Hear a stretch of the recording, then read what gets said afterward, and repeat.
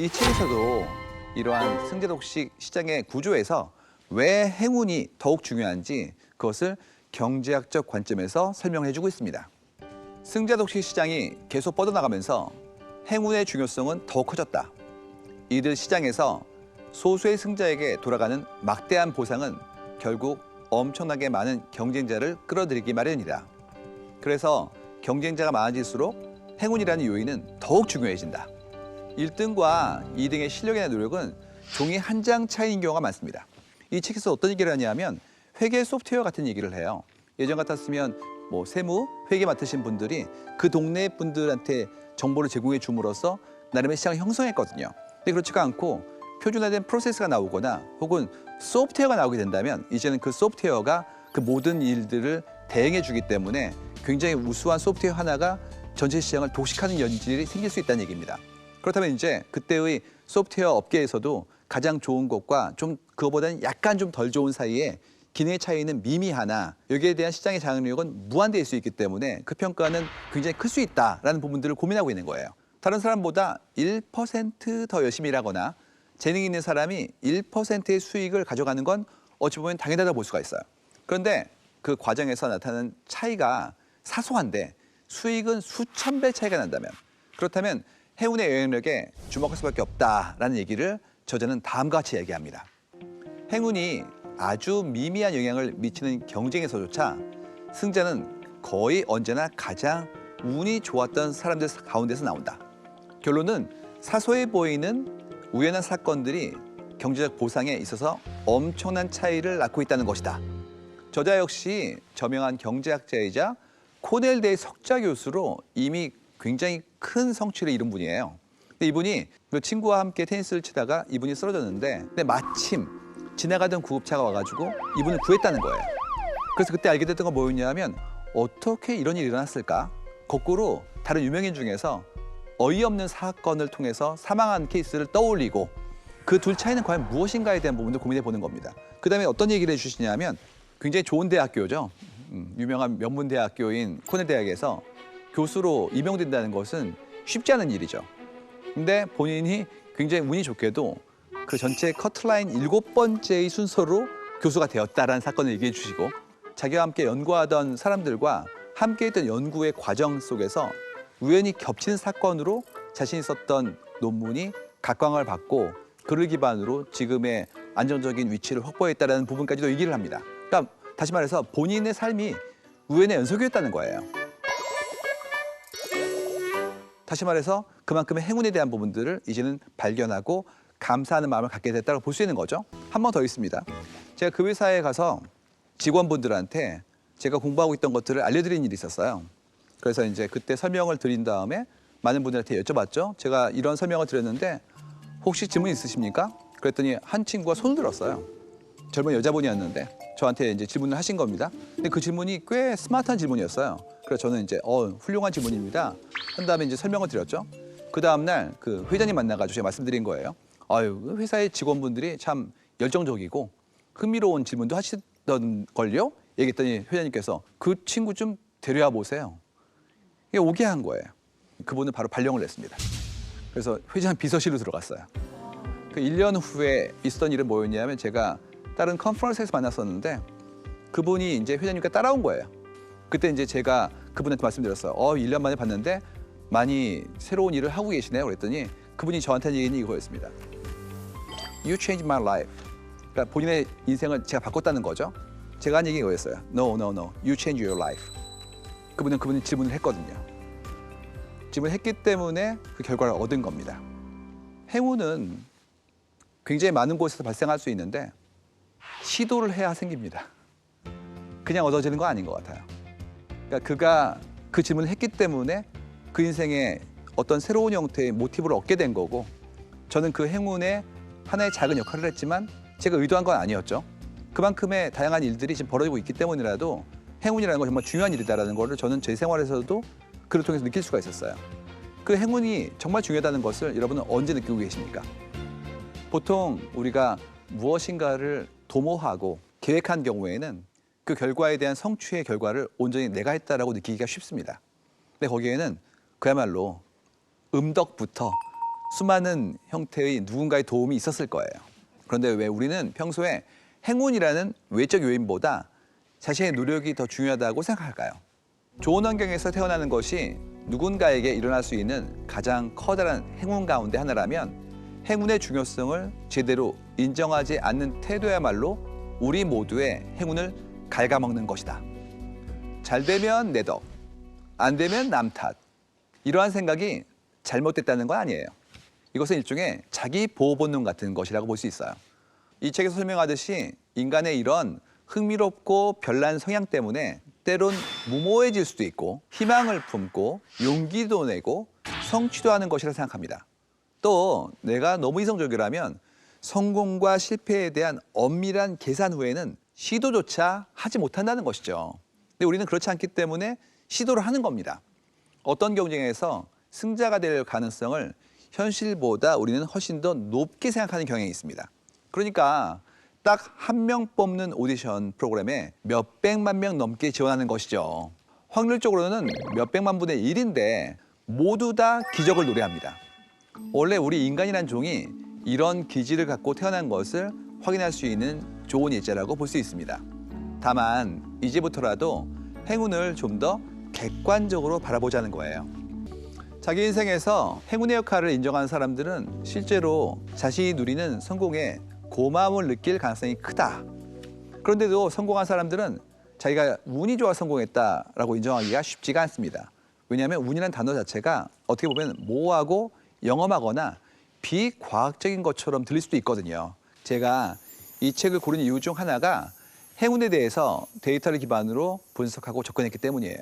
어떤 사회의 흐름과 구조를 데이터를 통해서 명확하게 인지하는 것, 그리고 데이터를 통한 과학적 사고로 판단해 보는 게 굉장히 중요한 부분입니다. 이거를 이제 데이터 기반 의사결정이라고 하는데요. 과학적으로 의사결정을 하고 인과관계를 파악하려고 노력하는 것이죠. 그렇기 때문에 자원의 효율적 배분, 더 나아가서 의사결정을 위한 시도 속에 들어있는 수많은 시행착오를 줄일 수가 있습니다. 무엇보다도 논리적으로 설명할 수 있고 승복할 수 있기 때문에 사회적 갈등 비용을 줄일 수가 있어요. 행정 분야에서 이런 일들을 데이터 드리븐 policy making이라고 부르거든요. 법률과 사회의 규칙 같은 제도 같은 부분들도 그냥 만드는 것이 아니라 데이터를 기반으로 한번 해보자라는 새로운 움직임이 만들어지고 있는 부분이에요. 세계적으로 개인 간에 나타나는 소득 격차의 온갖 문제는 그 사람이 살고 있는 국가와 그 국가 내부의 소득 분배, 이 두 요인만으로 거의 절반을 설명할 수 있다. 기회가 없다면 능력이란 그리 중요한 것이 아니라 나폴레옹 보나파르트.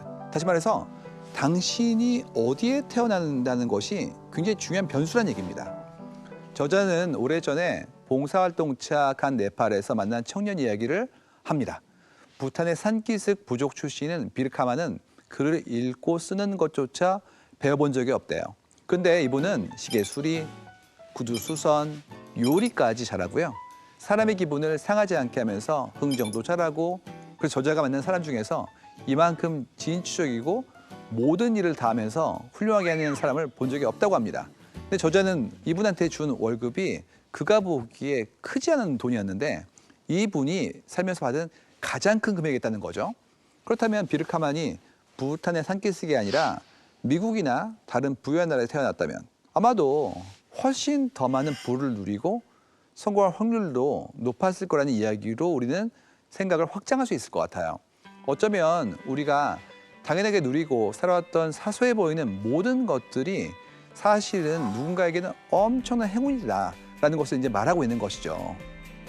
내 혼자 할 수 있는 것이 아니라 사회라는 얼개 속에서 수많은 시스템과 관계가 나의 성취나 일상을 굉장히 많이 좌우할 수 있기 때문에 그만큼의 외부적 변이들을 고려해야만 된다, 이런 부분들이에요. 사람들은 실패를 설명할 때는 운이 나빴다는 사실을 기꺼이 그리고 재빨리 받아들이지만 성공을 설명할 때는 행운의 역할을 과소평가하는 경향이 있다. 그 결과 근거와 믿음 사이에 또 다른 단절이 발생한다. 통계학자 나심 탈레브는 투자자들 사이에서도 이러한 경향이 흔히 발생한다 설명한다. 나심 탈레브의 행운에 속지 마라라는 책이죠. 간단히 말해서 생존편의 서바이버십 바이어스는 실적이 가장 좋은 사건이 가장 눈에 잘 띄인다, 그런 뜻입니다. 왜 그럴까요? 사례를 들어본다면 다음과 같은 것이 있습니다. 아브라함 왈드의 스터디였는데요. 2차 세계대전에서 생존 전투기를 어떻게 강화할 것인가에 대한 문제가 있어요. 원래 미군 측은 처음에 적의 공격을 받고 귀환한 비행기에 피탄 자국을 조사해가지고 보강할 부분을 찾고자 했었어요. 이렇게 많이 받았으니까 그 부분이 아마도 많이 맞는 곳일 것이다. 그러니까 그쪽을 강화하면 더 많이 맞더라도 충분히 버티지 않을까에 대한 부분이 가설이었어요. 근데 여기에 대해서 이제 반대 의견을 제시하는 거죠. 이유가 뭐냐면 전투기가 생존해서 복귀하는데 성공했다는 것 자체가 공격을 받고도 무사했다는 얘기가 되는 것이고요. 그 얘기는 무슨 얘기냐면 그 부분은 포탄을 맞더라도 격침이 될 수 있는 아주 중요한 부분이 아니란 얘기예요. 오히려 맞지 않았다고 인식됐던 부분들을 강화해야 된다 이런 얘기들입니다. 따라서 전체의 모든 형태의 맥락에 대한 이해가 가능해야지만 종합적 사고가 가능하다는 부분들을 설명한 거예요. 나심 탈레브는 생존 편향을 이유로 부자 그룹의 성공 요인을 조사하는 것이 어쩌면 잘못된 인과 판단을 불러일으킬 수 있다고 경고합니다. 왜 그럴까요? 그 이유는 패배자는 모습을 감추기 때문이에요. 실패한 이들은 이미 시장에 존재하지 않기 때문에 부자만 조사하는 것으로는 그들이 운 좋게 살아남은 것인지 혹은 그들의 체계적인 방법 자체가 부자가 된 것인지를 알 수 없기 때문이고요. 경제 호황기에 그 흐름 때문에 부자가 된 분들이 있어요. 이분들은 개인의 실력과 노력과 큰 관계없이 거대한 외부적 요인의 영향을 받은 것이기 때문에 그들을 분석하면 성공 요인에 대한 오류와 착각을 사실로 받을 위험이 있기 때문입니다. 다시 말해서 대세 상승기에는 무엇을 해도 되는 것이고요. 하락기에는 노력하더라도 쉽지 않다는 거예요. 그렇기 때문에 전체의 흐름을 먼저 놓고 그 이후에 합리적으로 그가 했던 행위의 인과를 봐야 되는 것이지 그렇지 않고 종합적으로 그가 성공했기 때문에 그가 했던 모든 행동들을 전부 다 인과에 필요한 중요한 팩터로 바라보는 것은 잘못된 결론을 낼 수 있다는 얘기입니다. 그런데 이런 현상이 왜 일어날까요? 인간은 모두 자신의 판단과 결정이 합리적이라고 생각하면서 거기에 대한 심정적 근거를 마련합니다. 무슨 얘기냐면 어떤 의사결정을 할 때 나름의 생각을 한다는 거예요. 주변 환경에 대한 인식, 내 경험치로 얻게 된 지금까지의 성공에 대한 법칙들, 더 나아가서 그때 의사 판단을 위한 수많은 계산 자체를 마음속에서 하고 그를 기반으로 나름의 최선을 선택하는 것이거든요. 그러면 이제 어떤 일이 생기냐 하면 그 일을 할 때마다 나름 많은 고민을 했었기 때문에 거기에 큰 의미를 부여한다는 거예요. 그렇다면 그 이후에 나타난 일들에 대해서도 똑같은 형태의 합리적 의사결정이라고 믿고 싶어하는 심정적인 형태의 어떤 프로세스를 계속해서 지향하려고 노력하는 것이죠. 우연과 행운이 이러한다고 하더라도 자신만의 방식으로 그 결과를 자신 편의에 맞게 해석하게 된다 이런 얘기입니다. 그러니까 이러한다고 취재를 했을 때 그 결과에 대해서도 내가 이렇게 합리적이고 의사결정을 꾸준히 열심히 했기 때문에 그 결과를 내가 만든 것이다라고 믿고 싶어 한다는 거죠. 저자가 운의 중요성과 더불어서 강조한 개념이 바로 프레이밍 효과예요. 우리가 내리는 판단의 상당한 부분이 우리 주변에 의해서 좌우된다 이제 이런 부분인데요. 그래서 운에 의해 생긴 불평 때문에 프레이밍 효과가 더 강력해지고 있다라는 얘기를 해요. 실제로 본인이 네팔에서 2년 동안 살았던 경험을 예로 듭니다. 네팔에서 살던 방 2개짜리 집은 전기는 물론 수도 시설조차 없었다는 거죠. 미국이라면 아이들 친구를 집에 데려올 수가 없는 거예요. 이유가 초대하기가 부끄러웠을 테니까. 근데 저자는 2년 동안 아주 흡족하게 살았다는 겁니다. 왜냐하면 네팔에서 그 집은 모자람 없는 거주 공간이었다는 얘기예요. 다시 말해서 행복이라는 것은 결국 상대적인 것이다라는 얘기입니다. 절대값이 있다는 얘기 아니래요. 실제로 행복을 학문적으로는 subjective well-being이라고 정의하기도 합니다. 행복을 현대적 이론에 따라서 측정하는 방법인데요. 외부적 관찰이나 정의가 아니라 개인의 주관적 평가나 감상으로 설명하겠다는 방식이에요. 2014년도에 UCL 연구자들의 연구에 의하면 기대한 것보다 더 나은 걸 예고했을 때 즉각적 행복감이 만들어진다라고 얘기를 해요. 결국 better than expected라는 거죠. 내가 기대를 한 것보다 더 나아진다면 나는 행복하다 이런 얘기를 하는 거예요. 기대감과 결과에 대한 저울에서 결과가 더 무거워지면 내 행복감이 커질 수 있다는 걸 보여주는 겁니다. 결국 내가 누구냐, 나는 어디 있느냐에 대한 기준이 너무 중요하다는 건데 그게 너무 높거나 너무 낮으면 사람이 힘들어지죠. 그렇기 때문에 결국 그 주관적 안정감이라는 걸 위해서 어떻게 내가 나에 대한 정의를 내리고 거기에 대한 평가에 대한 마음을 가질 것인가에 대한 부분들을 봐야 될 것 같아요. 우리가 거둔 성공에서 행운의 역할을 인정하는 것이 우리에게 이득이 되는 경우가 많은 것처럼 운이 안 좋았다는 핑계를 줄이는 것도 현명한 태도다. 이 책 저자가 얘기하는 건 모든 걸 운에 맡기려거나 노력을 안 해도 돼라는 얘기는 아니에요. 본인의 재능과 부단한 노력도 중요한데 누구도 오롯이 자기 혼자만의 힘으로 최정상에 오를 수는 없다는 겁니다. 성공한 사람 대부분은 사회구조의 혜택 혹은 자라난 환경의 혜택을 직간접적으로 받거나 아는 사람 물론이고 때로는 모르는 이들에게도 도움을 받았을 테니까 자신이 받은 것처럼 다른 사람들도 행운을 누릴 수 있도록 사회 환경을 개선하자는 얘기를 하시고 계셔요. 그리고 저자는 경제학자로서 사회 환경 개선 방법으로서 가파른 누진 소비세를 제안하고 있습니다.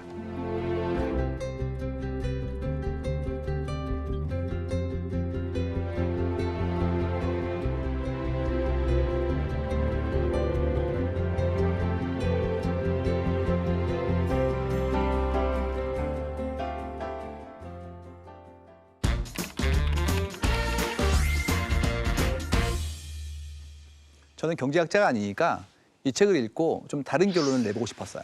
제가 이 책을 통해서 말하고 싶은 건 앞으로 우리는 착하게 살아야 한다는 얘기입니다. 엄마가 자란 아이들한테 착하게 살아야 해라고 얘기하면 너무 멀고 고리타분하게 느껴집니다. 마치 옛날 동화를 보면서 아이 착한 친구들은 상을 받고 못된 친구들은 벌을 받으니까 이렇게 얘기하는 것처럼 느껴진단 말이죠. 그래서 제가 그 맥락에 하나의 문장을 더 붙여볼게요. 착하게 살면 유리해집니다. 먼저 우리 스스로 행운이 있다는 걸 인정하면 성취에 대한 강박이나 정서적 불안에서 벗어날 수가 있어요. 그렇지 않으면 계속해서 내가 쉬지 않고 노력해야 되기 때문에 내 삶에서의 성취의 결과에 내 기여한 바가 더 많이 투영되어서 나아질 것도 있겠지만 그만큼의 불안감이 내 안에 휩싸이기 때문에 내 인생 전체에 굉장히 엄청난 형태의 불안을 내재화시켜서 살 수 있는 위험성을 가지고 있습니다. 또 한 가지는 아까 말씀드렸다시피 요즘 사회가 선함과 공정성에 대해서 더 많이 얘기하고 있어요. 예전에 우리의 인류의 삶도 똑같이 그런 부분들을 중시했으나 최근에 데이터가 만들어지고 있고 축소되는 과정에서 투명성이 강해지다 보니 사람들이 절차적 과정상의 사람들의 행동까지도 전부 다 바라볼 수 있게 되어지고 다시 한번 리뷰되어지는 게 가능해지고 있어요. 그렇다면 이제는 선한 의도를 가지고 행동하는 사람들이 더 많이 사람들에게 선호되어지고 그들에 대한 평가가 좀 더 정당해지는 사회로 발전되어지는 것을 이해해 볼 수가 있습니다. 그렇기 때문에 선한 의도를 가지고 세상을 바라보면 좀 더 명확하게 시스템이 이해되는 부분들이 있고요. 이런 측면에서 다른 이들의 평가가 긍정적이고 호감이 되면 기회가 더 많이 옵니다. 여러분들 주변에 있는 분 중에서 선한 분들에게 좀 더 새로운 기회를 나누고 싶어지고요. 그리고 지금의 우리의 현대의 삶은 혼자 이룰 수 있는 것들은 줄고 있고요. 글로벌 협업처럼 여러 사람들이 함께 무엇인가 도모하고 있기 때문에 도모를 위한 기존의 요건이 이제는 선함까지도 다 포괄되어진다고 볼 수가 있을 것 같아요. 따라서 이런 부분들의 어떤 전후를 바라보면 선하는 것이 더 유리합니다. 우리가 환경을 보호하고 공존을 고민하고 성숙함을 가진다면 우리 다음 세대한테도 더 나은 세상을 물려줄 수 있기 때문에 여러분 더 이상 미래를 예측하기 위해서 점쟁이를 찾아갈 필요가 없습니다. 평소에 잘하면 좋은 미래는 당신에게 저절로 올 것이라 저는 믿습니다.